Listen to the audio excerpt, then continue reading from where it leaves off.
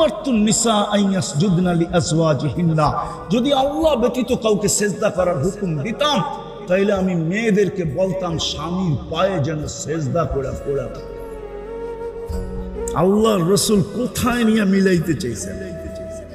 আজকে কদর নাই, মা বোনরা স্বামীর কদর করে না, পুরুষের কদর করে না। আল্লাহর রাসূল জাহান্নামে যাওয়ার সর্বপ্রথম কারণ যেটা বলছে বুখারীতে আছে, প্রথম শর্তটা হলো তাকফুরনাল আশিরা, স্বামীর কদর না করা।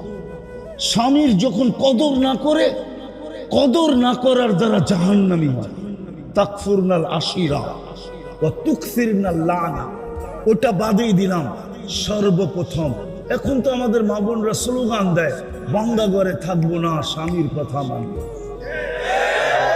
বাঙ্গা ঘরে থাকবো না, স্বামীর কথা